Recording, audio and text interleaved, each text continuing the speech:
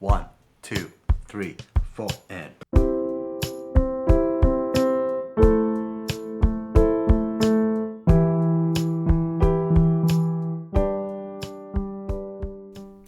Let's try it with octaves in the left hand.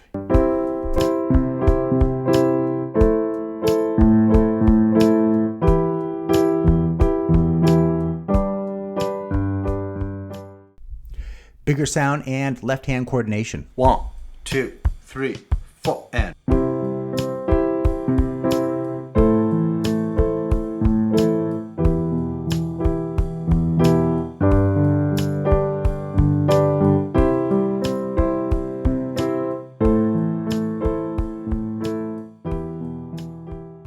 All right, before we get started, I want to break down the chords and why I'm using them. So a little, don't panic, a little practical music theory.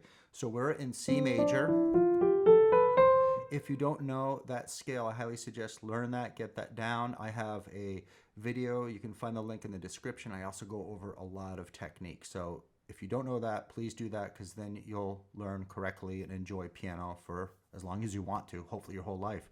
So in this case, the scales have degrees. We have 1, 2, 3, and so forth. I'm going to be using the C chord, and that's root. However, I'm going to be using the first inversion.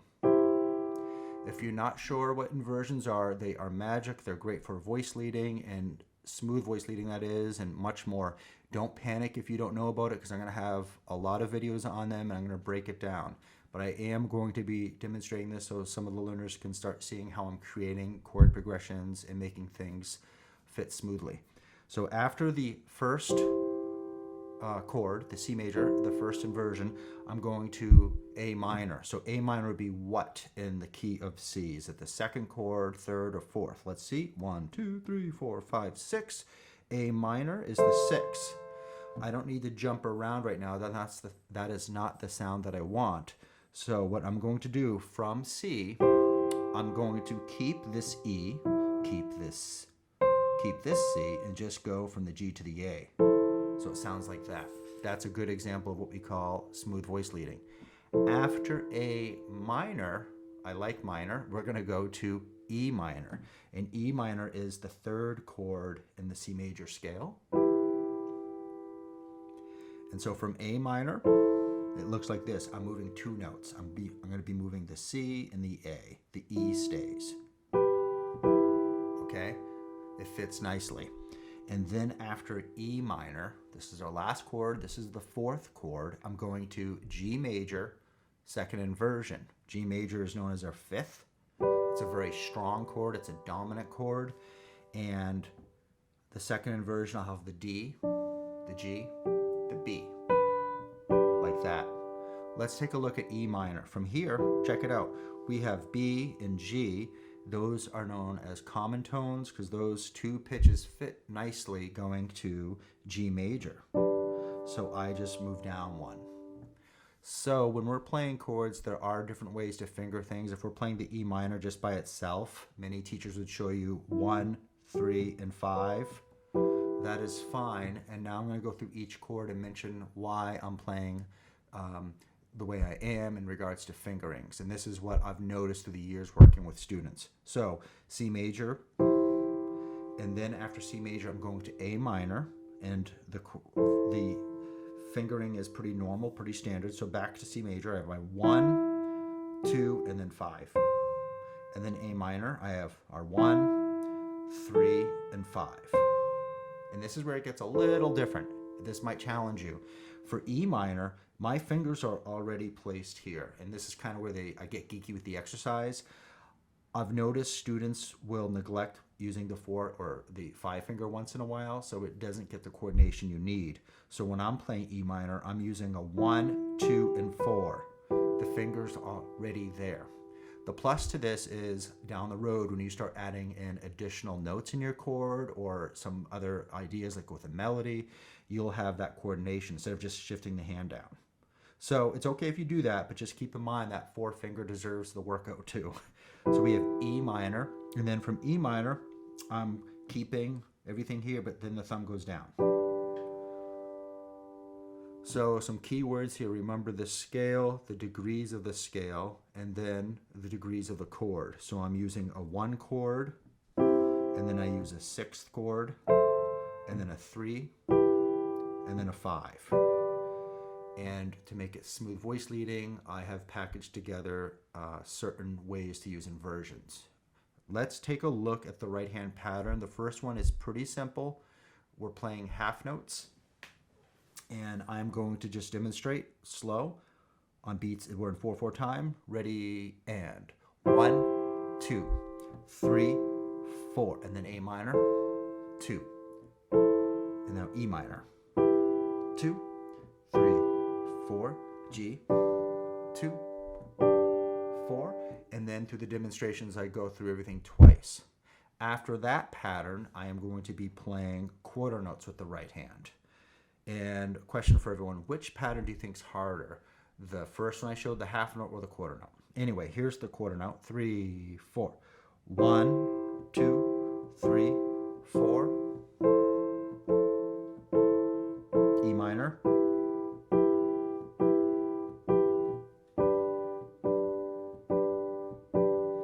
And if that was too fast, don't forget you can slow the video down. YouTube has that cog wheel.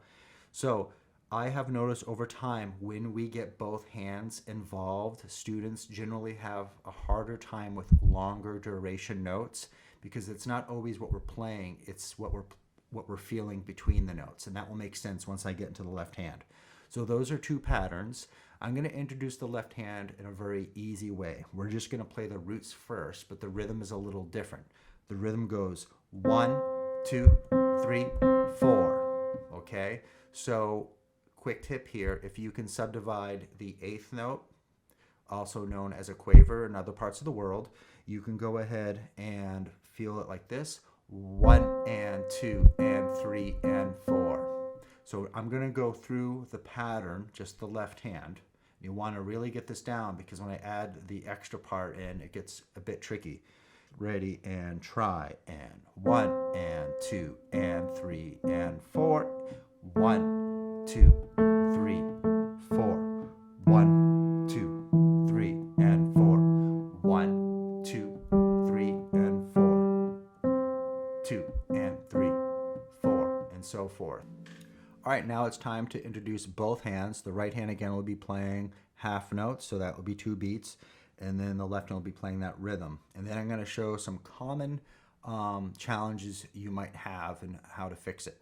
Here I go. Slow, and 1 and 2 and 3 and 4. 1, 2 and 3 and 4. 1, 2 and 3 and 4. 1, 2 and 3 and 4. Now you can even go slower if you need to. One thing I wanted to mention is if you can get that down and not think about it, and you can hear your sound and you're focusing on the volume, that's a good sign. You're feeling the beat. What sometimes students do is this: 1 and 2 and 3. Oops.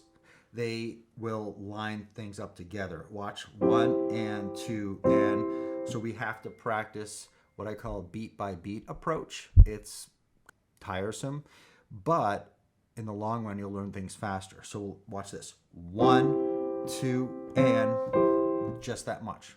Okay, I did a couple of beats, but together, alone, alone. And then I try to subdivide that quaver.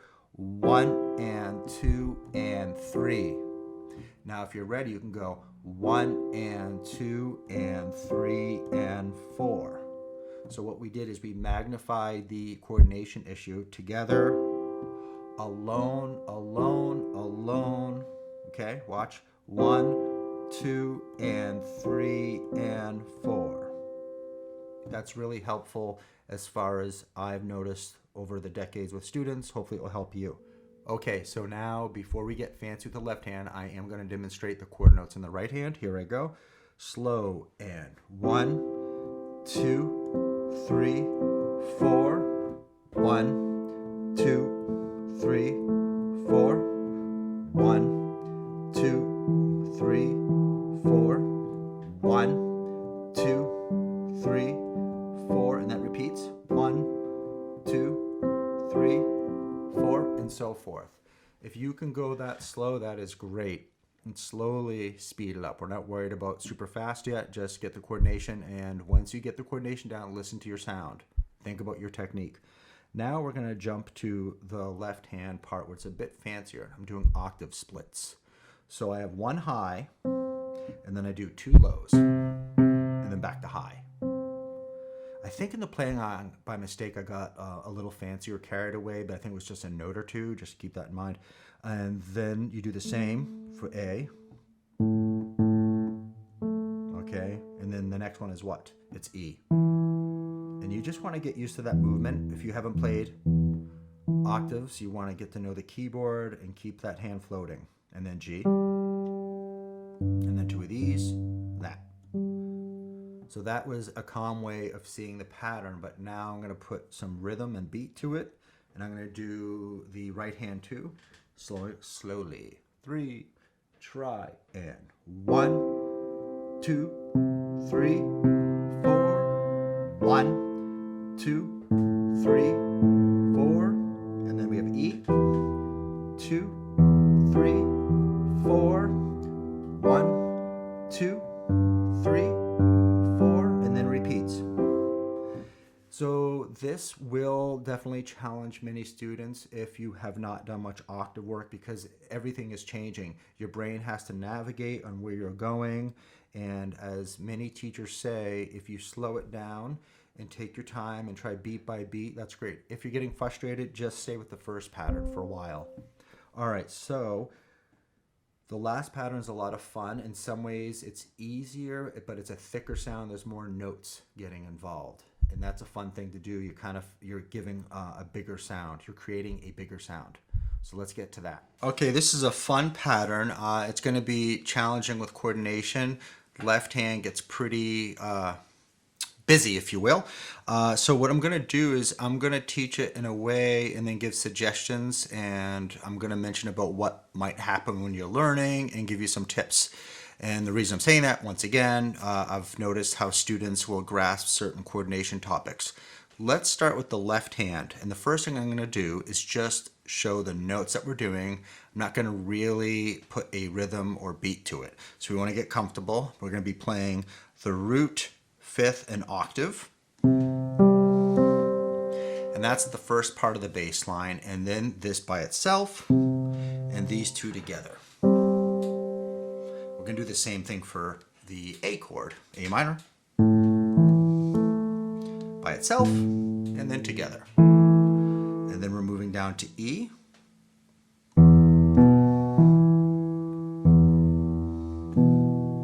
and to the G,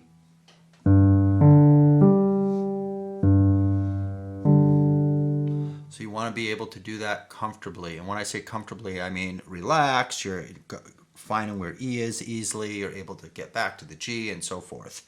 Now I'm going to put a little rhythm to it and tempo.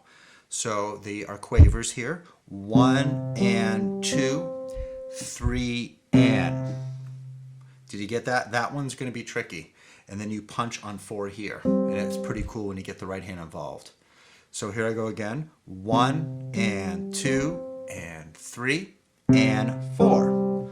All right, so the first thing, students might have a hard time coordinating that, so you can work on just the first part and then internalize what you're not playing, and then practice. Play that. And then when you can get comfortable, 1 and 2, 3 and 4, then you go to the A. 2, 3, 4, 1, 2, 3, to the G. 1, 2, 3, and 4, and so forth. I would do that a bunch of times, use it as a warm-up, and sometimes after you get it down, try to go a little faster, but then go slower again and go back and forth, because that will really give your brain the opportunity to digest things. If you notice in this lesson, I have not talked about the pedal at all. That's another coordination thing. In the playing along, I am using the pedal, but I decided not to talk about it too much because I think there's enough going on with our hands. And this is for, late beginners, intermediates. The right hand, By the way, if you're actually just a beginner, you can still grasp ideas. I would just suggest maybe conquering one hand and enjoying that part. All right, so the right hand's a lot of fun. We are playing the chords that we've already learned. So we have that pattern now, but the rhythm's changing. It goes, let me think for a second. Let me see. Yeah, okay, sorry. So we have 1, 2, 3, 4, a very popular rhythm. So we have it on 1, and then we're on the upbeat, on the 2, on the end of 2 we say, and then on 4. Sounds like this, 3, 4. 1, 2, 3, 4. 1. Okay, so you want to repeat that, and then when you're ready, you move to one chord to the next. Here I go. I'll go slower. Go, and 1 and 2, 3 and 4. 1, 2, 3 and 4. 1, 2, 3 and 4. 1, 2, 3 and 4. And you'll notice when I get to the G chord, I do some other patterns just to kind of give it a fill in. You don't have to do that. I did take some of the ideas that I've done in other videos with my accompaniment videos, and you'll see that pattern. I like to link things together so students can see the process and the goals. So what I'm going to do now is demonstrate both hands at the same time, and I'm just going to play the C chord. Here I go. 1 and 2, 3. Okay, did we get that? Now what's going to happen if it's too tricky, I have learned this from students, sometimes leave notes out for that practice session. So let's say you can do this. So I just did the first part of the bass line. That's okay, because you're going to get comfortable with focusing on these goals, and then when you get this, this will be second nature. 2. And then you can focus on the other part of the bass line. Here I go. 1, 2, 3, 4. All right. And then right away, 4. So yeah, that's a bigger sound. We have to get ready to get to the A minor. So you're going to want to practice that. And again, I'm probably saying this too much, but I've been a teacher for a long time. I have noticed students will practice 1, 2, 3, 4, and then they think about their transition. And then as they get comfortable, they get faster with that. And that's really important because in music, it's like gears of a clock. Everything has to line up so we can stay in time. So now I'm going to go to A minor. Here I go. 1, 2, 3. So can you hear both parts yet? My brain's really dialing with the A minor. Now the E minor, here I go.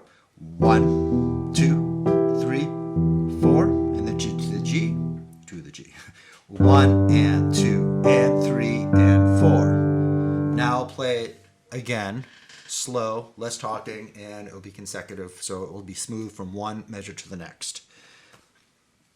3 and try. And 1, 4, 1, 2, 3, 4, and 1, 2, 3, 4, and 1, 2, 3, and 4, and then back. Go even slower if you need to. So if you're doing this and you're still not able to get hands lined up, I've been there, I get it. What you might want to do is see what's going on with the left hand. What are you missing? Are you getting staggered with the beat? Chances are it's a coordination thing regarding we have 1 and 2 and then it gets tricky. This is then it responds, but it responds as the next upbeat. So that goes back to the beginning of the lesson where we think about beat by beat approach. Remember, improvements measured in small increments. 1, 2, 3, trot in.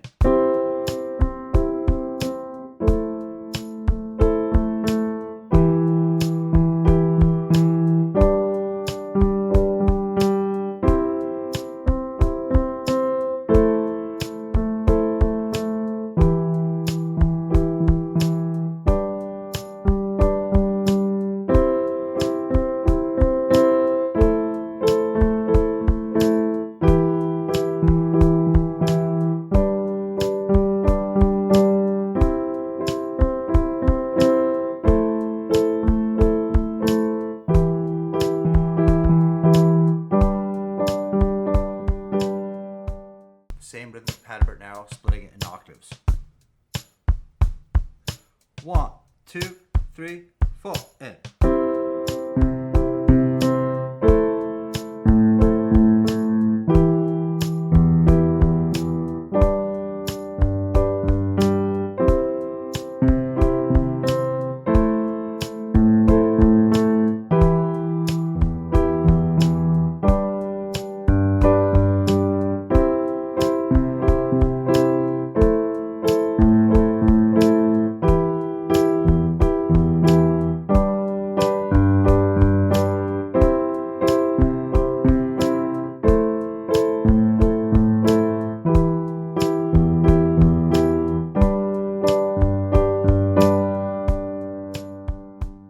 Start this new pattern with the left. Remember?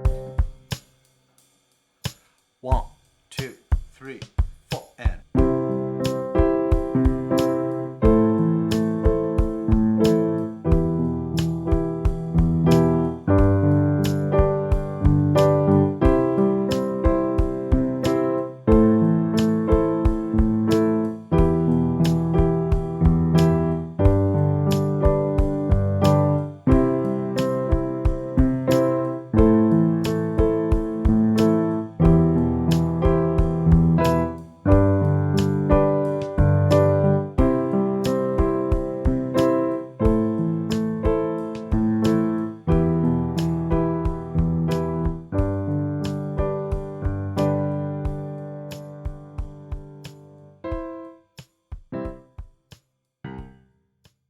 I really hope these videos help you. I'm excited to meet so many new people. I'm ready to really give as much as I can and provide the best education I can, which means if you do like the videos, if you are finding value, it would mean the world to me if you could hit the thumbs up button and consider subscribing, because that helps all our channels out. Without you guys, we wouldn't be creating. So until next time, please take care. Bye for now.